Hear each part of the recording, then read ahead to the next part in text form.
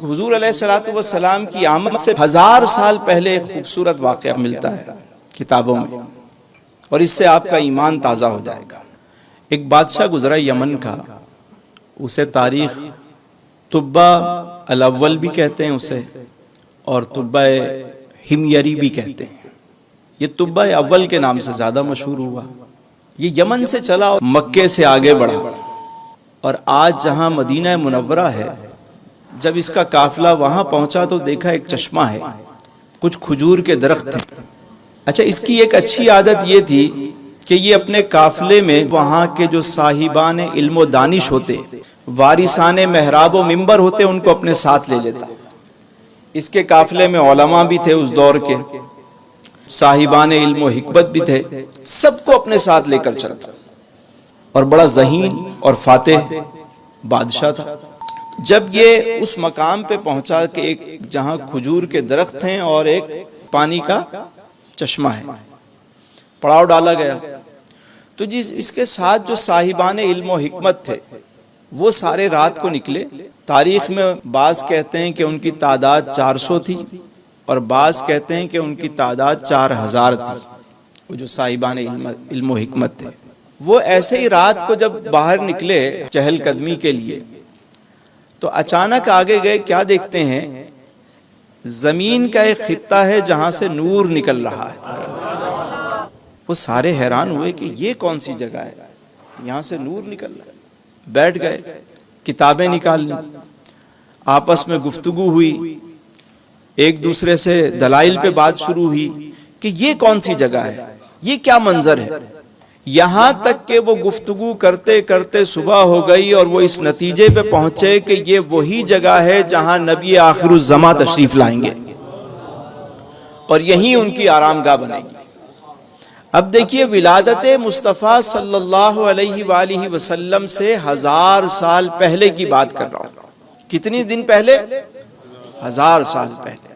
اب جب انہوں نے یہ منظر دیکھا تو آپس میں مشورہ کیا، کتابوں میں جب دیکھ لیا کہ یہ وہی جگہ ہے، تو کہنے لگے کہ اس در کو چھوڑ کے تو اب ہم کہیں نہیں جائیں گے۔ آپس میں کہنے لگے کہ ہم تو یہیں رہیں گے، اب چاہے بادشاہ ہماری گردنیں اڑا دے، اب یہاں سے ہلیں گے نہیں۔ صبح ہوئی تو جو سب سے بڑے عالم تھے وہ بادشاہ کے پاس گئے، اور جا کے کہا کہ حضور، ہم چاہتے ہیں کہ آپ ہمیں یہاں رہنے کی اجازت دے دیں۔ بادشاہ نے کہا، کیوں بھائی؟ کھجوریں اچھی لگ گئیں، پانی میٹھا لگ گیا، ہوا کیا ہے؟ کہنے لگے، حضور کھجوریں تو اچھی ہیں ہی، لیکن معاملہ کچھ اور ہے، معاملہ کچھ اور ہے۔ کہ کیا معاملہ ہے؟ کہنے لگے کہ معاملہ یہ ہے کہ ہم نے کتابیں دیکھی ہیں، ہم اس نتیجے پر پہنچے ہیں کہ یہ وہ خطہ ہے زمین کا جہاں نبی آخر الزماں تشریف لائیں گے، تو ہم چاہتے ہیں کہ ہم یہیں رہیں۔ وہ کہنے لگا، تمہیں کیسے یقین ہے؟ انہوں نے کتابوں کے حوالے چیزیں سب بتائیں، سب کو جمع کیا۔ اس نے کہا، سب کی متفقہ رائے ہے؟ سب نے کہا، جی یہی رائے ہے، یہ وہ جگہ ہے جہاں اللہ کے رسول آخری نبی تشریف لائیں گے، حضور خاتم النبیین آئیں گے۔ اس نے کہا، اگر ایسی بات ہے تو پھر تم اکیلے کیوں رہو گے؟ میں بھی یہاں رہتا ہوں، میرے لیے بھی ایک گھر تعمیر کرو۔ چنانچہ اس کے لیے بھی ایک گھر تعمیر ہونے لگا، سب کے لیے اس نے گھر بنایا۔ کہ سب کے لیے گھر بنا اور میرے لیے ایک 2 منزلہ گھر تیار کر۔ بادشاہ کے لیے گھر تیار کیا گیا، اور اس پورے پروسیس کو سال گزر گئے، اور وہ اس دوران حضور خاتم النبیین نبی آخر الزماں کے بارے میں معلومات جمع کرتا رہا، پوچھتا رہا چیزیں۔ جب سال مکمل ہوا، گھر تعمیر ہو گیا، تو اس نے سارے علماء کو جمع کیا، اور جو سب سے بڑے عالم تھے ان کو اپنے پاس بلایا، اور ان سے کہا کہ دیکھو، میں تو اب یہاں سے آگے جانے لگا ہوں، میرا یہ گھر اور میرا یہ خط تمہارے پاس امانت ہے، تم یہیں رہو گے۔ میرا یہ خط حضور خاتم النبیین نبی آخر الزماں کو دے دینا۔ تو وہ عالم کہنے لگے کہ اگر میرا انتقال ہو گیا، کہا تم اپنی اولاد کو وصیت کر کے جانا، اگر ان کا انتقال ہو جائے تو وہ اپنی اولاد کو وصیت کر کے جائیں، ان کا انتقال ہو جائے تو وہ اپنی اولاد کو وصیت کر کے جائیں، کبھی تو قسمت کھلے گی میری، کبھی تو میرا سلام ہوگا۔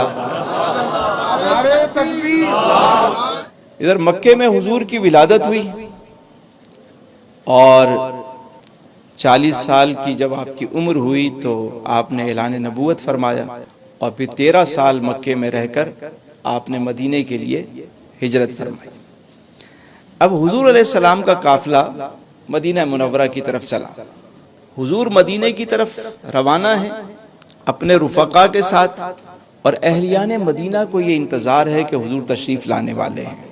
وہ شب و روز انتظار کر رہے ہیں، خبر مل چکی ہے مدینہ منورہ کو سجایا جا رہا ہے، تیاریاں ہو رہی ہیں آمد مصطفیٰ کی، اور روزانہ اہلیان مدینہ جمع ہو جاتے ہیں۔ صبح کا وقت ہے، صبح صبح سارے مدینے کے لوگ کھڑے ہو گئے کہ ایک دوسرے سے پوچھنے لگے کہ تم دیکھنا جیسے ہی کہیں سے کوئی گرد و غبار نظر آئے، کہیں سے قافلے کے آثار نظر آئیں تو آواز لگا دینا۔ روز انتظار ہونے لگا۔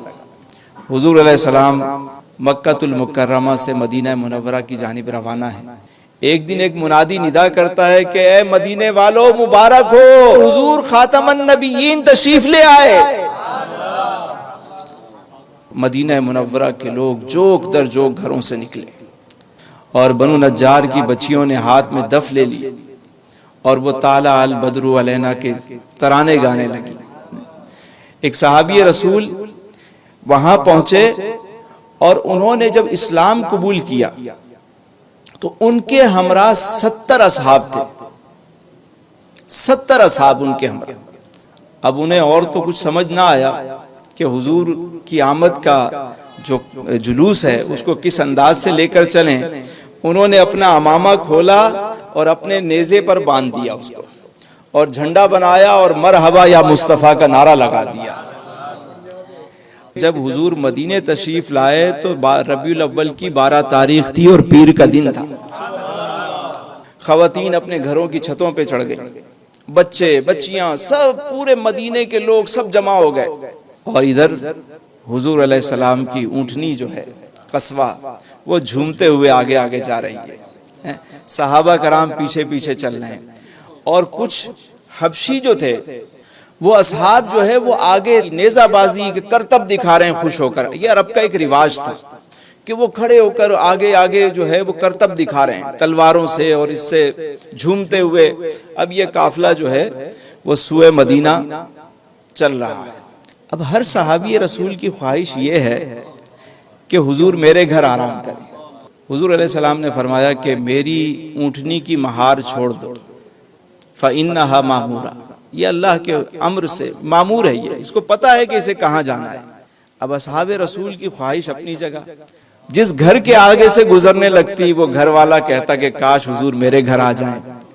بعض اصحاب نے تو ہری گھاس لے کے اونٹنی کو دکھانا شروع کر دی کہ ادھر آ جائے، ادھر رک جائے، لیکن وہ اونٹنی بھی تو میرے حضور کی تھی، جھومتے جھومتے آگے بڑھ رہی ہے، چل رہی ہے۔